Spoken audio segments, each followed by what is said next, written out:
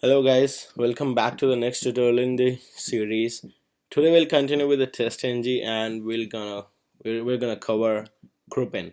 So it comes really handy in the cases when you have, let's say, maybe like hundreds of test cases and maybe your manager asked to run only 20 of the test cases which are closely related to a feature, and so you just want to run the test cases related to that particular feature, and there are only maybe 20 out of those 100 and you have a test-ng file. So what do you want to do with those kind of things and how to handle those, tackle those in really easy way? So it really comes very handy. Today we will cover, let's say, maybe category of different sort of vehicles and we want to run a couple of them. So I'll take that kind of example. What I've done is initially a before class where I've just mentioned that this method runs before class, because just a refresh of those things maybe. So because you all know, right, before class method executes only once before the class. So this is the annotation for it. We're covering a little bit of annotation in this tutorial. Before class, before method only runs, so before method runs before each and every method, right? Before each and every method. And then similar, there are like after method.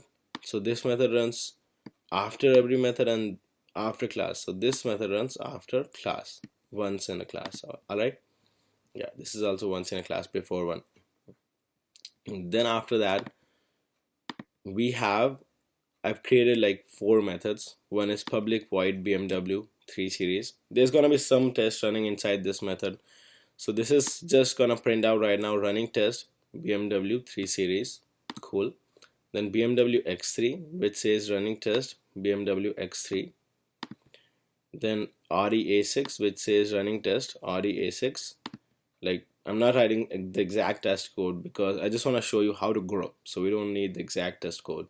Honda Accord, running test Honda Accord. And we have the after method in the after class. All right, so what do I need to do to group these things, right? That's what I need to figure out.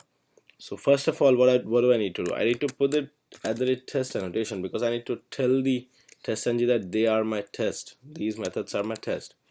Then within the parentheses, I'm just gonna say groups with the equal sign, curly braces, and inside the curly braces I'm gonna mention the group. And this is totally customized group, like whatever name you want, just give them. So I'm just first giving the name. Maybe it's a 3 series is a sedan, so I'm just giving it a sedan name. So this is one group. Alternatively, you can mention any number of groups you want. So I can give it one more group for the convenience.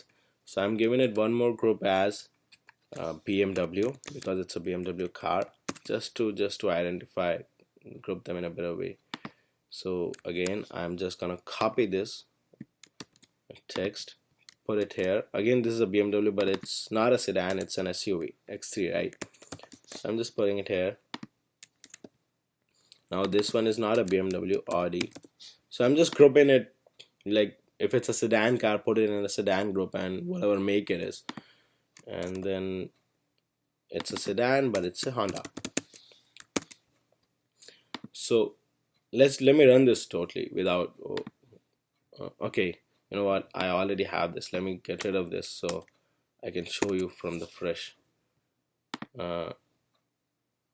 So if I have this, let's say I'm just gonna do this, run it completely, the complete suite.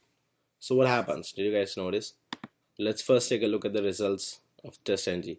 All the methods ran, right? Audi A6, BMW X3, BMW 3 Series, BMW X3, Honda Accord, right?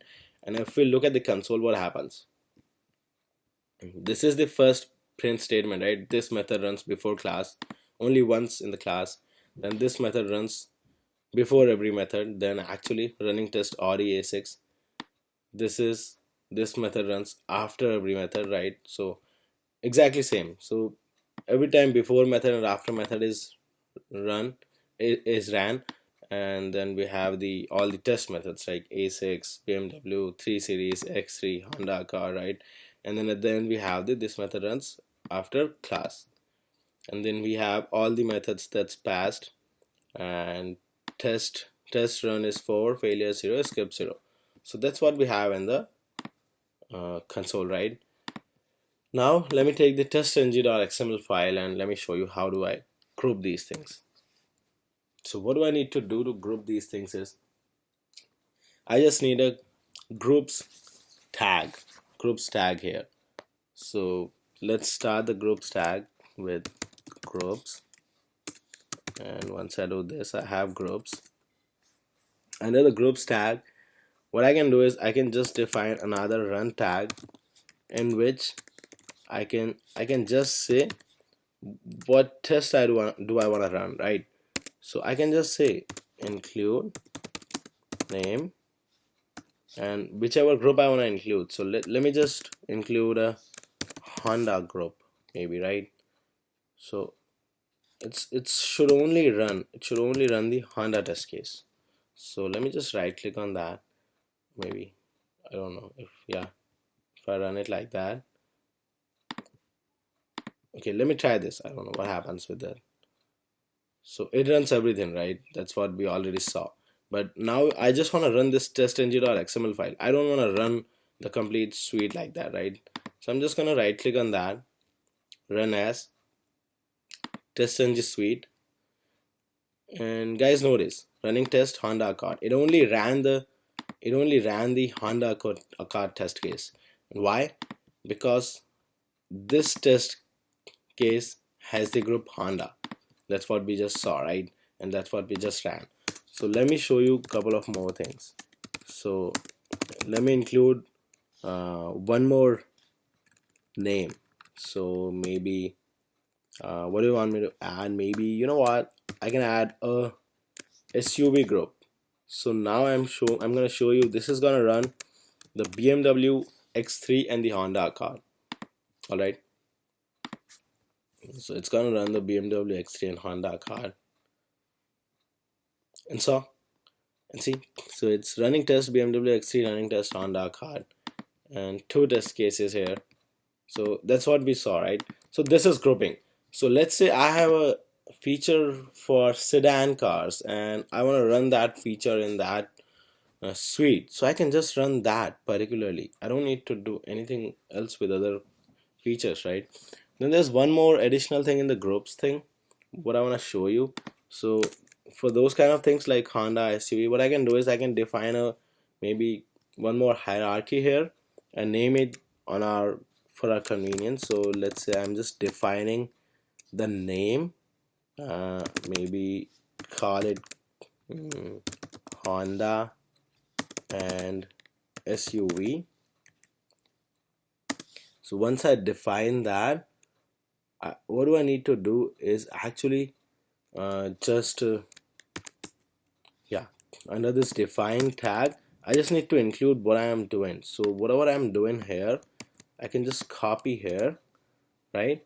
So these two groups I'm including in this definition that I'm defining here, right? So these two groups I'm including here, and in the run part, what I can do is I can just include the name that I gave here. So this is gonna be that, right? Honda and SUV. So I can just say that. Once I say that, I'm done. So now this is gonna run all the test cases that exist inside this definition that I gave here, right?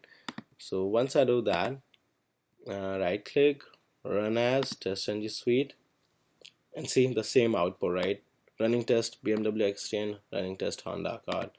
And that also you can see BMW X3 and Honda Accord, right? So that's pretty easy, right? And I'm just gonna add one more group just for the sake. So it's gonna run everything now. I'm just adding sedan. So it's gonna run everything, right? So if I do that, it's gonna run everything.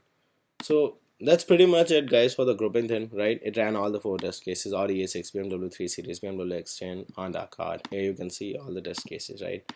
So that's all about group, guys, and I'll upload all these files on the web, and I'll upload this testng.xml as well, so you can understand this groups hierarchy, groups definition, and this thing. So I would just say, guys, practice as much as you can. It's really simple. In the next class, we'll discuss something about dependent test cases, when a test case is dependent on other test case to run. So till then, practice as much as you can, and thanks for ending this. Stay tuned until the next video. Thanks guys.